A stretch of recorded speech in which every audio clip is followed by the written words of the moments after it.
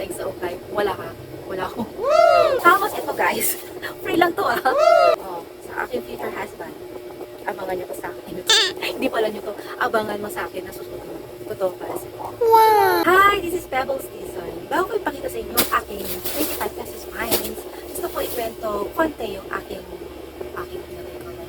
karanasan past, paano namulat sa fashion and ukayan, or we call wagwagan sa Baguio. Ano pala ako na grade 3, grade 4, yes, grade 3, grade 4, nakakalata na ako na makapar dalawa ang paalis ko. So, sabi ko sa classmate ko, hindi ko pa napapansin dalawa lang yung ginagamit ko. Parang hindi ako nakakontento sa dalawa, hindi ako sanay. Although sa Holy Spirit, sa pinag-schoolan ko, bihira lang kami magdamit ng civilian, puro uniform, kahit Saturday, uniform pa rin ang ginagamit namin sa schools. Siguro saka lang kami gumagamit ng civilian like practice sa Saturday, ng intrams, academy day, tapos December, Christmas party, doon lang kami nagdadamit ng civilian. So, yun, nag-curious ako, ba't parang, ayoko ng dalawa ng ganyan. Parang, hindi ko, ayoko, basta may feeling ako na hindi ko feel na dalawa lang ang maalis ko. So, yun, grade 5, naging conscious na ako, like, kinakalkal ko ng mga, ni mami, closet niya. Tapos meeting naman ng mga pants, mga blouses na, na bagay sa sagulat. Si mami sabi, wow, nagul siya na, nagdadamit na ako ng, conscious ka na sa kanila, kasi dadala ka na nga. So, yun, kalkala ko na kalkal natin sa closet ni mami, marami siyang damit doon. Hindi nga, siguro doon ako na, like, dami ni mami nakakala. Ba't ako parang dalawa lang, tatlo ganun yung damit ko. So, yun. Tapos, hindi naman ako dinamutan ni mami, pinapirang naman niya. And then, nagmula nung high school na, like, third year, sabi ng tita ko sa Baguio, ba't hindi kayo magbago? Sabi na, doon kami sa Baguio. Lagi sa Baguio naman. Doon kami lumaki every summer, Christmas, nung kami nag-ano. And then, sabi ni tita, punta kayo pa siya sa Baguio. So, ano Baguio? Sabi ko, yun, yung sabi ko, sige, explain nila na, ganyan. So, ganyan. Yun, doon sa Bayanihan. So, doon, in first introduce ko sa Bayanihan. So, nung nakita namin, binigyan kami ng pagkalitan ng mga na pambili, like, 1,000, 2,000, so, natuwa ako kasi, birin mo na, doon ka makita ng 50, 100, ganyan. Nagulat ako, sabi, hindi ko pala ganito.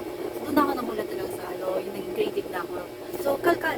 Dapat mag-tsaka ka na magkalkal sa Bayanihan. Doon ako na lumaki sa pagbawagi. Every Christmas, New Year, Christmas like that, pumunta kami, nabibigyan kami ng 1,000, 2,000 ni Daddy, tapos shopping namin. So, doon ako namulat sa fashion. So, mix and match, ganyan. So, yun, hanggang sa padami yung mga clothes ko na, tumutuwa ko syempre. So, academy day namin, high school. So, parang nagulat yung mga tao, classmates, schoolmates na bigla lang nagdamit ng every academy day. Iba-iba yung suit ko.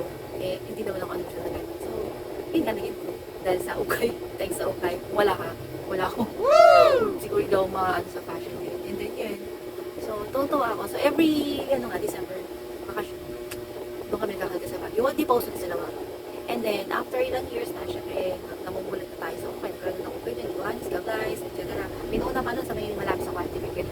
Doon ako naunang nag-ukay. So, yun, pag-visit, ganyan. So, kung may natibuhan na, binili ko. Kasi iba lang. And then, till now, hanggang sa dumami na yung aking ito lang yung mga nakahanger na things ko, na clothes ko. Kasi ba yung mga nakabox, like ito, nakabox yung mga blouses, shirts, nandiyan, segregate sila lahat. Isang box nila swimsuit, ganito, yung mga iba. Basta yan, ganito na maraming aking clothes. So, yun, till now, tinatangkilikin ko pa rin dahil, syempre, aside sa mura siya, nakaka-shape ka ng environment, mother instead of susunugin, yung treasure ng iba, magiging treasure mo. Kaya, ang saya pag nagkakalkat ka. Parang parang malaki kita. Pero pag mas nakita ka, heaven, ganyan. So, ito na guys, gusto ko ipakita ang 25 times. First, ito. Nakuha ko to sa Jensas, okay, sa likod ng Pandayan. Kung nakamasya na kita. Ang sira lang niya, dito meron sa kabila, hindi siya tanggal yung butones ba? Kailangan tahiin para pantay. Pantay yung pinito.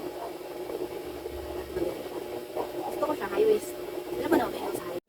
Nakat. Maximum. So, abangan nyo po ito. Ayan. Abangan nyo gagamitin ko. Pero tatahin muna natin. And then next, Jensas, okay pa rin. This one, parang yung pencil cut na skirt. Mahilig ako. Matala makita ng perfect fit. Malambot lang siya. So, 25 lang siya guys. And then, another one, shorts pa rin. Ano, sino ba ito? Wala. Pero, sobrang iksi lang. Ito sa medyo sa likod. Dito. Pero maganda ito pag nakakot na ng mahaba ka. Kita pa na siya na yung ano sa likod. Hindi na kita yung so, dapat nakakot. Maganda yung pinipili. Sabihin ko naman sa inyo pag nagsusuot. And then, pumunta kami sa kabila. Sa may Shekel Super Okay. Doon, lagi ako doon.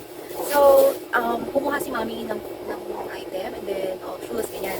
Tapos, nakakuha ng free. Aside sa free, ato 25 ito na.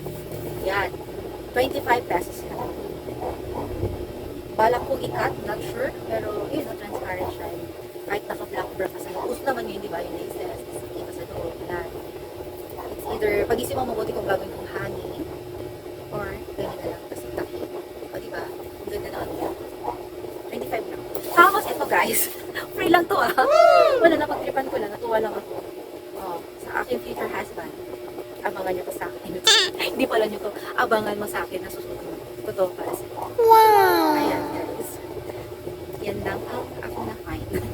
25 pesos lahat to. So, magkano na to? Ayan. Ayun. 125 lahat. Ay, hindi free pala to. So, 100 lang ang aking nagastos. Ang aming nagastos siya. Ako pala to ba? Wala lang. Well, kasama ko yung family ko. So, salamat sa pag-note. Salamat sa